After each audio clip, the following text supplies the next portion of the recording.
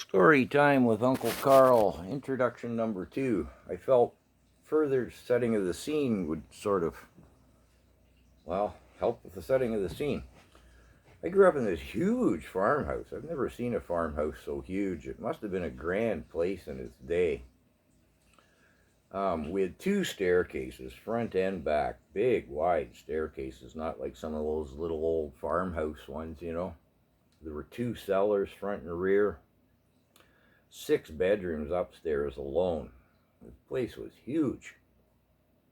Always cold in the winter, freezing. We had 3 gas space heaters. The kitchen was warm, as it had a gas heater, and the stove was always going. Oh, I should say, my parents remarried. Dad had 3 kids, Mom had 4. I came along a couple of years later. So the next sibling to me was 10 years older. We had this, Dad had this huge table built because there were 11 people that Mom served for dinner.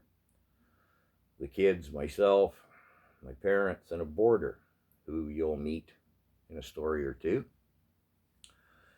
The place was cavernous.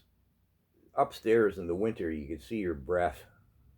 Slept under a mountain of homemade quilts, and the pea pot under the bed would have an ice ring on it in the morning. The front hall had a space heater, 2 upright grand pianos, and an old pump organ, and it was still huge. I got sent there to play my guitar. Nobody wanted to listen to me. I'd sit on one of those spinny stools from the piano and rotate in front of the heater like I was on a rotisserie or something. Now, I seem to have an unusual, what would you say, length of memory. I can remember crawling around.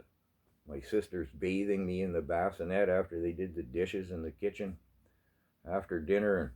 I lived behind the space heater with an old cat named Arnold. Mom had admonished me, don't go into Arnold's territory. He's old and grumpy. I remember once being fascinated. He was licking the ice cream cardboard. And for some reason, that intrigued me, and I got too close, and I got hooked.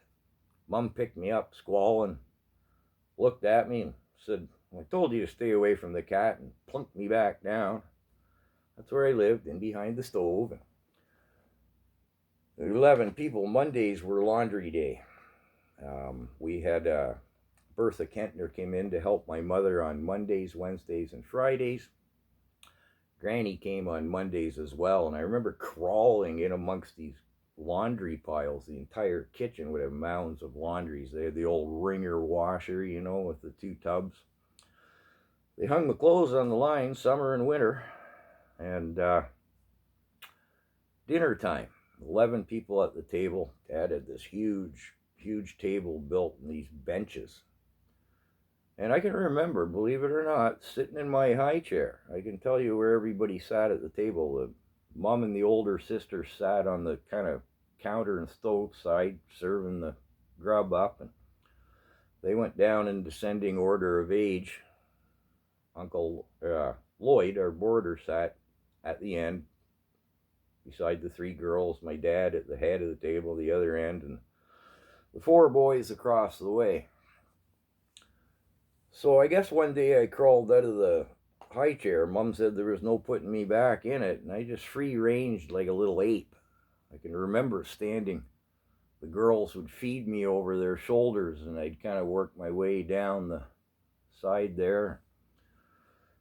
I learned real quick not to go over on the boys' side. All I got over there was elbows and gristles, you know.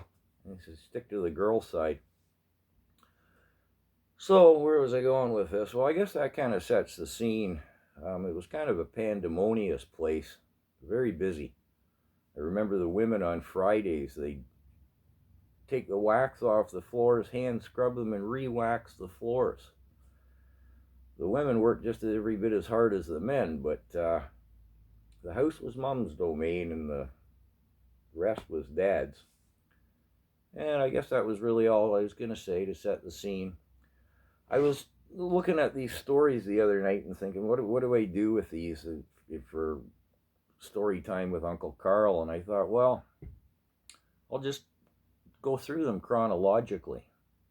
And some of the stories are youth reads and clean and kind of humorous. And then as the years progressed, I couldn't write the stories just about the animals anymore. The people on the farm were too much a part of the story. And as well, as I said in the earlier video, not all the stories were pretty. We had a horse there that was a killer. We had another one that went mad in his old age.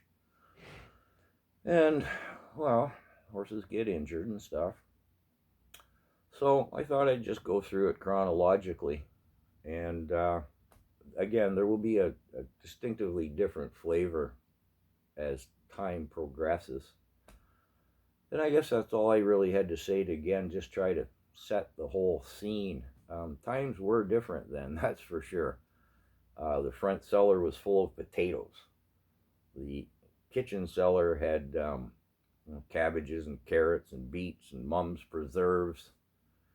I think, yes, Monday was laundry day, Wednesday was baking and or canning day, depending on the season. Fridays, the house got done from top to bottom. And yeah, I guess that sort of more sets the scene. So that's it. I'll start the next story.